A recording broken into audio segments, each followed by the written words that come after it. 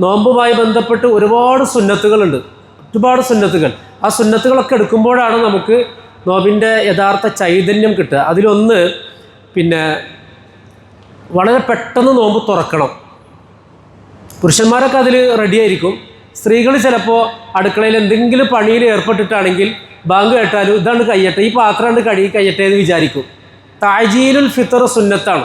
എത്രയും പെട്ടെന്ന് എന്ത് ചെയ്യണം, സമയമായി കഴിഞ്ഞാൽ പിന്നെ ഒരു സെക്കൻഡ് പോലും പിന്തിക്കാൻ പാടില്ല.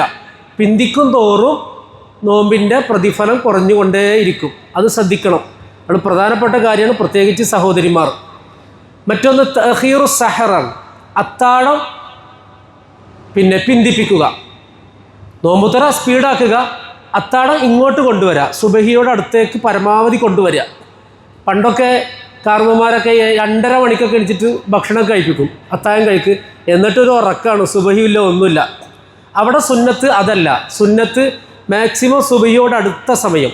എത്രയാണെന്ന് ചോദിച്ചാൽ ഹദീസുകളിലൊക്കെ വന്നത് ഖദറ 50 ആയ, 50 ആയത്തിൻ്റെ അത്ര. അതായത് അത്താഴം കഴിഞ്ഞ ശേഷം സുബഹിക്ക് മുൻപ് ഒരു 50 ആയത്ത് ഓതാനുള്ള സമയം ഉണ്ടാവും. എന്ന് പറഞ്ഞാൽ ഒരു 20 മിനിറ്റ് ഏകദേശം.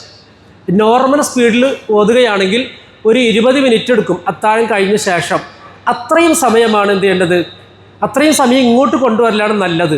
നേരത്തെ കഴിച്ചിട്ട് എന്തോ സേഫായി എന്നൊന്നും കരുതരുത്, അത് സുന്നത്തിനെതിരാണ്. ഇതാണ് ശ്രദ്ധിക്കേണ്ട മറ്റൊരു കാര്യം. മൂന്നാമതൊരു കാര്യം സൂചിപ്പിക്കാനുള്ളത്, നമ്മൾ നിസ്കാരത്തിൽ ആമീൻ പറയാറുണ്ട്. ഞാൻ സുബഹിക്ക് ശേഷമൊക്കെ ഇത് പലപ്പോഴും പറഞ്ഞിട്ടുണ്ട്, പക്ഷെ അത് ട്രാക്കിൽ ഇപ്പോഴും കയറിയിട്ടില്ല. ഒരുപാട് കാര്യങ്ങൾ ഇങ്ങനെ പറയാനുണ്ട്. സാധാരണക്കാരായ ഒരുപാട് ചെറുപ്പക്കാർ മാത്രമല്ല, മുതിർന്ന ആളുകളും നിസ്കരിക്കുന്നതൊക്കെ വളരെ കോലം തെറ്റിയിട്ടാണ്. അത് അവരെ ഉണർത്താനോ അവരെ തിരുത്താനോ പലപ്പോഴും ആളുകൾ ശ്രമിക്കുന്നില്ല എന്നുകൊണ്ടാണ്. ആരെയും കുറ്റപ്പെടുത്തുകയല്ല, നമുക്കെല്ലാവർക്കും ഒന്നിച്ച് നിന്നുകൊണ്ട് അതിലൊക്കെ വലിയ മാറ്റം വരുത്തണം. കാരണം എന്നറിയോ, നിസ്കാരം ഭയങ്കര എക്സസൈസാണ്. അതിൻ്റെ സയൻസും ഒക്കെ കേട്ട് മനസ്സിലാക്കി കഴിഞ്ഞാൽ ഭയങ്കര അത്ഭുതമാണ് നിസ്കാരം. ആ നിസ്കാരം പോലും നമ്മൾ ചെറുപ്പക്കാർ ചെയ്യുന്ന ഒരു കോലത്തിലല്ല. അപ്പോൾ ഇൻഷാ അല്ലാഹ് ഇടയിൽ ക്ലാസ്സുകളിൽ അതുമായി ബന്ധപ്പെട്ട ആരെങ്കിലും ഒരാളെ നിർത്തിക്കൊണ്ട് തന്നെ നിസ്കാരത്തിൽ ചെയ്യേണ്ട കാര്യങ്ങൾ നമ്മൾ കാണിച്ചു തരും ഇൻഷാ അല്ലാഹ്. എല്ലാവരും സഹകരിക്കുമെന്ന് വിചാരിക്കുന്നു. അള്ളാഹു അനുഗ്രഹിക്കുമാറാകട്ടെ. അപ്പോൾ നിസ്കാരത്തിൽ ഈ ആമീൻ പറയുമ്പോൾ ആമീൻ എങ്ങനെ പറയാമെന്ന് ചോദിച്ചാൽ, ഞാൻ ഈ സമയക്കുറവുകൊണ്ടാണ് സ്പീഡിൽ ഇങ്ങനെ പറഞ്ഞു പോകുന്നിട്ടാ, ആരെയും ബുദ്ധിമുട്ടിക്കരുതെന്ന് കരുതിയിട്ടാ. വെറുതെ ഇങ്ങനെ പ്രസംഗിച്ചെന്നുള്ള സമയം ബോറടിപ്പിക്കരുത് കൊണ്ടാണ്. കുറേ കാര്യങ്ങൾ പറയാനുണ്ട്. അപ്പോൾ ആമീൻ പറയുമ്പോൾ ശ്രദ്ധിക്കേണ്ടത്, ഫഇദാ അമ്മനൽ ഇമാമു ഫഅമ്മിനു, ഇമാമിനോടൊപ്പമാണ് നമ്മൾ ആമീൻ പറയേണ്ടത്. കാരണം ഫഇന്നൽ മലായികത യുഅമ്മിനൂന മഅൽ ഇമാം, മലക്കുകൾ ആമീൻ പറയുന്നത് ഇമാമിൻ്റെ കൂടെയാണ്. ആമീൻ്റെ അർത്ഥം എന്താ? അള്ളാഹുവേ ഇത് സ്വീകരിക്കണേ എന്നാണ്. ഇഹ്ദിന സിറാത്തൽ മുസ്തഖീം മുതൽ ഇങ്ങോട്ട് ദുആയാണല്ലോ. ആ ദുആക്ക് ശേഷം ആമീൻ എന്ന് പറയുമ്പോൾ റബ്ബേ ഇത് സ്വീകരിക്കണേ എന്നാണ് ആ പറഞ്ഞതിൻ്റെ അർത്ഥം. അപ്പോൾ അതെങ്ങനെ പറയണം? മലക്കുകൾ ആമീൻ പറയും ഇമാമിൻ്റെ ആമീൻ്റെ കൂടെ. അതോടൊപ്പം തന്നെയാണ് നമ്മൾ പറയുന്നെങ്കിൽ എല്ലാവരും ആമീനും ഒന്നിച്ചാവും. ഇത് ചില ആളുകൾ ആമീൻ അവിടെ ആയിക്കോട്ട് കുറച്ച് അപ്പുറത്ത് ആമീൻ, കുറച്ച് ഇപ്പുറത്ത് ആമീൻ, അങ്ങനെ വരരുത്. ഇനി ലേറ്റായിട്ട് ആരെങ്കിലും പറയുകയാണെങ്കിൽ അവർ പതുക്കെ പറയാം. അപ്പോൾ ഇൻഷാ അല്ലാഹ് ഇന്ന് ഇത്ര മുതൽ അത് ശരിയാക്കണം. ഒന്നിച്ച് ഉറക്കെ പറഞ്ഞോളൂ. ഇനി ഹനഫി മദ്ഹബിൽ ഉണ്ടെങ്കിൽ ഹനഫി മദ്ഹബിൽ ഉറക്കെ പറയരുതെന്നാണ്. ഞാനും മദ്ഹബൊക്കെ നമുക്ക് എല്ലാം ഒന്നാണ്, ഒരുപോലെയാണ്. എല്ലാ മദ്ഹബും ഒരുപോലെ ചെയ്യുന്നു. കുറേ ഷാഫികളുണ്ട് ഇവിടെ. ഏതായാലും ഇനി ഹനഫികൾക്കും ഒരു പ്രദേശത്ത് ഷാഫികൾ അങ്ങനെ ഇപ്പോൾ ചെയ്യുമ്പോൾ അങ്ങനെ ചെയ്യാം. ഹനഫികൾ ഇങ്ങനെ ചെയ്യുമ്പോൾ ഹനഫികളോടൊപ്പം വേണമെങ്കിൽ അങ്ങനെ ചെയ്യാം. അതൊക്കെയാണ് ഇമാമിങ്ങൾ പരസ്പരം പഠിപ്പിച്ച ബഹുമാനം. അപ്പോൾ എപ്പോഴാണ് ഇമാം ആമീൻ പറയേണ്ടത്? ഇമാമിൻ്റെ കൂടെയല്ല നമ്മൾ പറയേണ്ടത്. ഇമാം എപ്പോഴാണ് ആമീൻ പറയേണ്ടത്? ഇമാം ആമീൻ പറയേണ്ടത് വലല്ലാലീൻ നിർത്തിയിട്ട് ഒരു സുബ്ഹാനല്ലാഹയുടെ ടൈം നിശ്ചയിച്ചിട്ടുണ്ട്. അതിനൊക്കെ ഖദർ സുബ്ഹാനല്ലാഹ് എന്ന് പറയാൻ എത്ര സമയം വേണം? അത്രയും സമയം സ്റ്റോപ്പാണ്. ഇപ്പോൾ വലല്ലാലീൻ ആമീൻ ഇമാമ് തുടങ്ങുമ്പോൾ എല്ലാവരും ഒന്നിച്ച് തുടങ്ങണം. അവിടെ ശ്രദ്ധിക്കേണ്ട കാര്യം, ഇമാമ് ചിലപ്പോൾ ഇതുപോലെ ക്ലാസ് കഴിഞ്ഞിട്ടും ദീർഘമായി ഓതിയിട്ടൊക്കെ ആണെങ്കിൽ വലല്ലാലീൻ എന്ന് പറയുമ്പോൾ ചിലപ്പോൾ ഇമാമിന് ശ്വാസം കിട്ടിക്കൊള്ളുന്നില്ല. അതുകൊണ്ട് ഉറക്കെ പറയാൻ പറ്റില്ല. അപ്പോൾ ഒരു സുബ്ഹാനല്ലാഹ് ഖദർ, ആ ഖദർ എങ്ങനെ കണക്കാക്കും? അത് നമ്മൾ ശീലിക്കണം. ചിലത് അങ്ങനെയാണല്ലോ, ഇത്രയൊന്നും പറയാൻ പറ്റില്ല, ശീലിക്കണം. ആ ഖദർ എത്തുമ്പോൾ ഓട്ടോമാറ്റിക് അത് നമ്മുടെ ഐക്യത്തിൻ്റെ ഒരു പ്രതീകമാണ്. എല്ലാവരും ഓട്ടോമാറ്റിക് എന്ത് ചെയ്യും?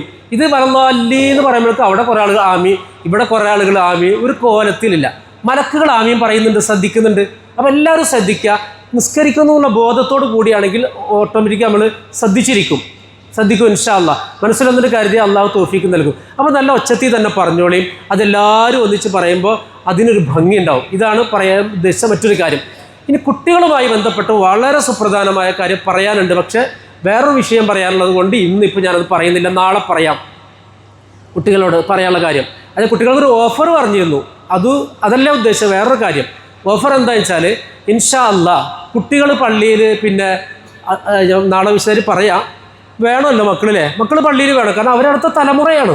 അവരില്ലെങ്കിൽ പിന്നെ ഈ ജനറേഷൻ അങ്ങോട്ട് നിലച്ചു പോകും. അവർ വേണം എന്ന് കരുതി അവർ തോന്നിയ പോലെ ആയിക്കോട്ടെ എന്നല്ല. അദ്ദിബു ഔലാദക്കുന്നാണ്, കുട്ടികളെ ട്രെയിൻ ചെയ്യിപ്പിക്കണം എന്നാണ്. അപ്പോൾ എന്ത് ചെയ്യണം? പള്ളിയിൽ കൊണ്ടുവരുന്ന അവരെ കൂടെ നിർത്തി നിസ്കരിപ്പിക്കണം. ഈ തറാവീന് കുട്ടികൾ വരുന്നത് നിസ്കരിക്കാനല്ലേ. കുറച്ച് ഉറക്കവും മടിയും സംഗതിയൊക്കെ ഉണ്ടാവും. അവർ നിസ്കരിക്കട്ടെ. അപ്പോൾ ഇൻഷാ അല്ലാഹ് ഇടയിലൊക്കെ കുട്ടികളെ കയറ്റി നിർത്തി നമ്മൾ ട്രെയിൻ ചെയ്യിപ്പിക്കണം എന്നാണ് റസൂലുള്ളാഹി സ്വല്ലല്ലാഹു അലൈഹി വസല്ലം പറഞ്ഞത്. കുട്ടികൾക്കുള്ള ഓഫർ ഇൻഷാ അല്ലാഹ് 10 ആൺകുട്ടികളെയും 10 പെൺകുട്ടികളെയും നമ്മൾ ഈ റമദാൻ കഴിയോടുകൂടി ഏറ്റവും നല്ല അച്ചടക്കവും നിസ്കാരത്തിലൊക്കെ കണിശത, ഇഷായിൻ്റെ കാര്യം മറ്റു വക്തുകൾ നമ്മളിപ്പോൾ പരിഗണിക്കുന്നില്ല. കാരണം കുട്ടികൾ സ്കൂളിലും അവിടെ ഇവിടെയൊക്കെ ആയിരിക്കും. ഇവിടെ ഇഷായിനും തറാവീഹിനും കൃത്യമായി പങ്കെടുക്കുന്നു, അച്ചടക്കം പാലിക്കുന്നു, പള്ളിയിൽ കളിയില്ല, ഒന്നുമില്ല. അങ്ങനത്തെ 10 കുട്ടികളെ നമ്മൾ തിരഞ്ഞെടുത്തിട്ട് ഇൻഷാ അല്ലാഹ് പെരുന്നാളിൻ്റെ അന്ന് ഗംഭീര സമ്മാനം കൊടുക്കും. കുട്ടികൾ കേട്ടിട്ടില്ലെങ്കിൽ കുട്ടികളോട് നിങ്ങൾ പറയണം. ഒരു ഉദാഹരണം പറയുകയാണെങ്കിൽ ഒരു കുട്ടിക്ക് ഒരു ഫുട്ബോൾ നമുക്ക് കൊടുക്കാം, ഇല്ല? ഉദാഹരണം നമുക്ക് നാളെ ഇവിടെ അത് പ്രദർശിപ്പിക്കാം ഇൻഷാ അല്ലാഹ്. ഒരു ഉദാഹരണം. അങ്ങനെ 10 കുട്ടിക്ക് വ്യത്യസ്തമായ സമ്മാനം നമ്മൾ കൊടുക്കും. അതിന് നമ്മൾ ചില ആളുകളെ നിശ്ചയിക്കുന്നുണ്ട്. ഇവിടെ എന്താ പറയുക, റഡാറുകൾ വെക്കാൻ പോകുകയാണ്. അവരിങ്ങനെ നിരീക്ഷിക്കുന്നുണ്ടാവും കുട്ടികളെ. ആരോടൊന്നും ചോദിക്കുകയും പറയുന്നില്ല. അന്തിമ പാനലിസ്റ്റ് നമ്മളായിരിക്കും. അപ്പോൾ അതിൽ പിന്നെ രക്ഷിതാക്കൾക്കൊന്നും ഇടപെടാനില്ല, നമ്മൾ ശ്രദ്ധിക്കുന്നുണ്ടാവും. കുട്ടികൾ ഇൻഷാ അല്ലാഹ് നിങ്ങളത് പറയണം. എന്തിനാ? കുട്ടികൾക്കൊരു പ്രചോദനമാണ്. അത് ഞാൻ കുട്ടികളെക്കുറിച്ച് നാളെ ഇൻഷാ അല്ലാഹ് പറയും. കുട്ടികൾ നമുക്കൊരു പ്രചോദനമാണ്. നമ്മുടെ മക്കളെ അല്ലാഹു സാലിഹീങ്ങളാക്കി അനുഗ്രഹിക്കുമാറാകട്ടെ. പെൺകുട്ടികൾക്കുമുണ്ട്. പെൺകുട്ടികൾ ഫുട്ബോൾ ആകില്ല ഇൻഷാ അല്ലാഹ്. എന്തെങ്കിലും സജഷൻ ഉണ്ടെങ്കിൽ സ്ത്രീകൾക്ക് പറയാം, കുട്ടികൾക്ക് പറയാം. അല്ലെങ്കിൽ നമ്മൾ തന്നെ ആലോചിച്ചിട്ടില്ലേ ഇൻഷാ അല്ലാഹ് 2 ദിവസത്തിനുള്ളിൽ എന്താണെന്നുള്ളത് അതും പറയും. ഇതും ഇപ്പോൾ ഞാൻ ഉറപ്പിച്ച് പറഞ്ഞല്ലോ, എക്സാമ്പിളാണ് ഫുട്ബോൾ എന്ന് പറഞ്ഞത്. ഇനി അത് സ്പോൺസറും ചെയ്യാട്ടോ. ഷോപ്പുകളും മറ്റൊക്കെ നടത്തുന്നവർക്ക് സ്പോൺസർ ചെയ്താൽ അതൊക്കെ വലിയ പ്രതിഫലമുള്ള കാര്യമാണ്. അപ്പോൾ ഗംഭീര സമ്മാനം തന്നെ കുട്ടികൾക്ക് കൊടുക്കും. അപ്പോൾ കുട്ടികൾ എന്ത് ചെയ്യണം? പള്ളിയിൽ നല്ല അച്ചടക്കത്തോടു കൂടി ഇരിക്കണം, എല്ലാ കാര്യങ്ങളും പങ്കെടുക്കണം, പരമാവധി മുന്നേറ്റ സ്റ്റെപ്പിലേക്ക് കയറി വരാം. അള്ളാഹു അനുഗ്രഹിക്കുമാറാകട്ടെ. മറ്റൊരു കാര്യം സൂചിപ്പിക്കാനുള്ളത്, ഇന്നത് സൂചിപ്പിക്കാതിരിക്കാൻ ഒരു നിർവാഹവുമില്ല. കാരണം ഇന്ന് റമദാനിലെ ആദ്യത്തെ വെള്ളിയാഴ്ചയാണ്. എൻ്റെ സംസാരം ഒരു സ്പീഡ് കൂടുതലല്ലേ? ഒന്നുമില്ല, ബേജാറുകൊണ്ടാണ്, സമയക്കുറവിൻ്റെ ബേജാറുകൊണ്ടാണ്. റമദാനിലെ ആദ്യത്തെ വെള്ളിയാഴ്ചയാണ് അല്ലേ? വെള്ളിയാഴ്ച രാവ് എന്ന് പറഞ്ഞാൽ രാത്രി, പകല്. രാവാണ് ആദ്യം, പിന്നെയാണ് പകല്. രാവ് പകല്. ഇത് വെള്ളിയാഴ്ച രാവിലാണ് നമ്മളുള്ളത്.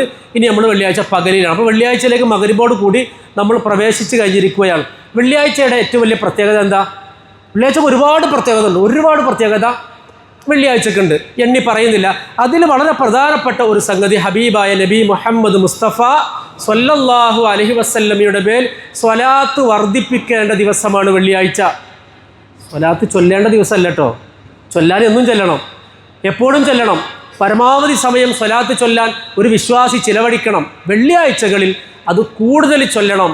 അക്സറു അലയ്യ, എൻ്റെ മേൽ ഏറ്റവും അധികം സ്വലാത്ത് ചൊല്ലുന്നവൻ എന്നാണ് റസൂലുള്ളാഹി സ്വല്ലല്ലാഹു അലൈഹി വസല്ലം. അപ്പോൾ റസൂലുള്ളാഹി സ്വല്ലല്ലാഹു അലൈഹി വസല്ലമയെ കുറിച്ച് പാടുക, പറയുക, കേൾക്കുക, അത്തരം സദസ്സുകൾ സംഘടിപ്പിക്കുക, ആ സദസ്സുകളിൽ പങ്കെടുക്കുക എന്നുള്ളത് വിശ്വാസികളെ സംബന്ധിച്ചിടത്തോളം മുഹമ്മദുൻ ദിക്റുഹു റൂഹുൻ ലി അൻഫുസിനാ മുഹമ്മദുൻ ശുക്റുഹു ഫർളുൻ അലൽ ഉമമി. ഇമാമികൾ പാടിയതാണ്. മുഹമ്മദ് നബി സ്വല്ലല്ലാഹു അലൈഹി വസല്ലമയെ കുറിച്ച് പറയൽ പോലും നമ്മുടെ മനസ്സിന് ഒരു ഭക്ഷണമാണ്, റൂഹാണ്, ജീവനാണ്. മുഹമ്മദുൻ ദിക്റുഹു, ഈ പേര് കേൾക്കുമ്പോൾ പോലും സ്വലാത്ത് ചൊല്ലണം കേട്ടോ. അതൊന്നും ഒരാൾ പറയേണ്ടതേ അല്ല. റസൂലുള്ളാഹിൻ്റെ പേര് കേട്ടാൽ, പേര് കേൾക്കണ്ട, പേര് കേട്ടാലല്ല സ്വലാത്ത് ചൊല്ലേണ്ടത്. റസൂൽ എന്ന് സൂചിപ്പിക്കുന്ന മൻ ദുകിർതു ഇൻദഹു, എന്നെ ഓർമ്മപ്പെടുത്തുന്ന എന്തെങ്കിലും പറയപ്പെട്ടാൽ അപ്പോൾ എൻ്റെ മേൽ സ്വലാത്ത് ചൊല്ലണം എന്ന് കാല റസൂലുള്ളാഹി സ്വല്ലല്ലാഹു അലൈഹി വസല്ലം. അപ്പോൾ പേര് പറഞ്ഞാലോ ഉറപ്പായിട്ടും ചൊല്ലണ്ടേ? പേര് പോലും പറയണമെന്നില്ല. അള്ളാഹുവിൻ്റെ ദൂതൻ എന്ന് ആരെ ഓർമ്മ വന്നു? റസൂലിനെ ഓർമ്മ വന്നു, ഉടനെ പറയണം. മൻ ദുകിർതു എന്നാണ് ഹദീസിൽ. എന്നെക്കുറിച്ച് പറയപ്പെട്ടാൽ, എൻ്റെ പേര് പറയണമെന്നല്ല. പേര് പറഞ്ഞാലും പറഞ്ഞില്ലെങ്കിലും റസൂൽ എന്ന് കേൾക്കുമ്പോൾ സല്ലല്ലാഹു അലൈഹി വസല്ലം എന്ന് നമ്മുടെ അധരങ്ങൾ ചലിക്കണം. മഹാന്മാരായ പണ്ഡിതന്മാർ പാടി ഇന്ന സ്വലാത്ത അലൻ നബി വസീലത്തുൻ ഫിഹൻ നജാതു ലികുല്ലി അബ്ദിൻ മുസ്ലിമിൻ. മുഹമ്മദ് നബി സല്ലല്ലാഹു അലൈഹി വസല്ലമയുടെ മേൽ സ്വലാത്ത് ചൊല്ലൽ അതൊരു വസീലയാണ്, അള്ളാഹുവിലേക്ക് അടുക്കാനുള്ള വഴിയാണ്. റസൂലിൻ്റെ മേൽ സ്വലാത്ത് ചൊല്ലൽ ഫിഹൻ നജാതു ലികുല്ലി അബ്ദിൻ മുസ്ലിമിൻ, അതിലാണ് ഒരു മുസ്ലിമായ അടിമയുടെ, അള്ളാഹുവിൻ്റെ മുസ്ലിമായ അടിമയുടെ എല്ലാ വിജയവും കെടുക്കുന്നത് എന്ന് മഹാന്മാരായ പണ്ഡിതന്മാർ. ഇതിലൊന്നും സുലഫു സാലിഹികൾക്ക് ഒരഭിപ്രായ വ്യത്യാസമില്ല.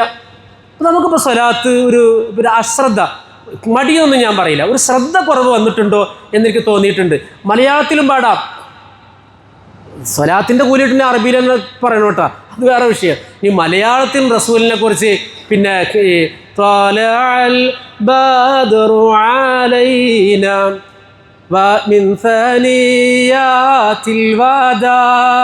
ഇതാര് പാടിയതാ?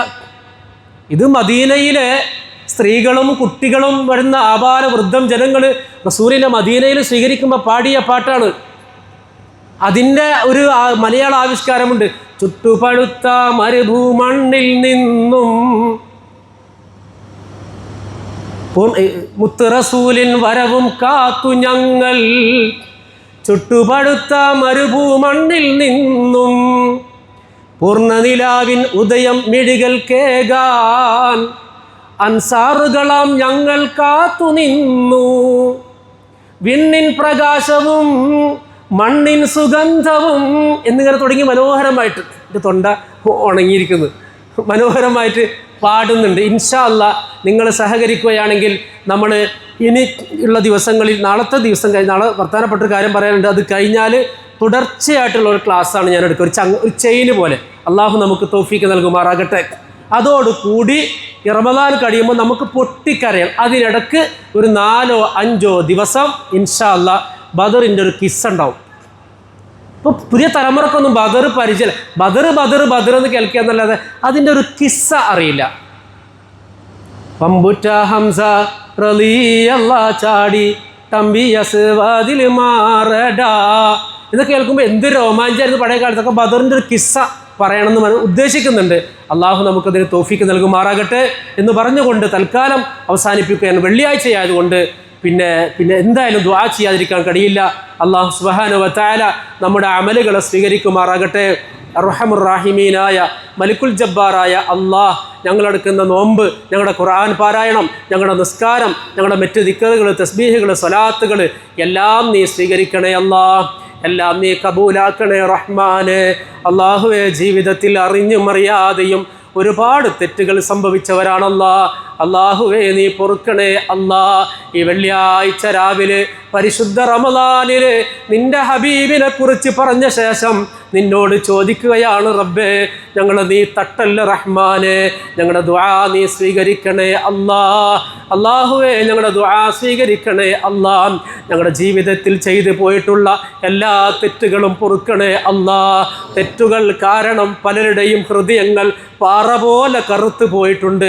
അല്പം പോലും ഭയമില്ലാത്ത, ഖുശൂഇല്ലാത്ത അവസ്ഥയിൽ ഞങ്ങൾ പലരും എത്തിപ്പെട്ടിട്ടുണ്ട് റഹ്മാനെ. അള്ളാഹുവേ, ഞങ്ങളുടെ ഹൃദയങ്ങളെ തരളിതമാക്കാൻ ഈ റമദാൻ ഞങ്ങൾക്ക് നീ അനുകൂലമാക്കണേ റഹ്മാനെ.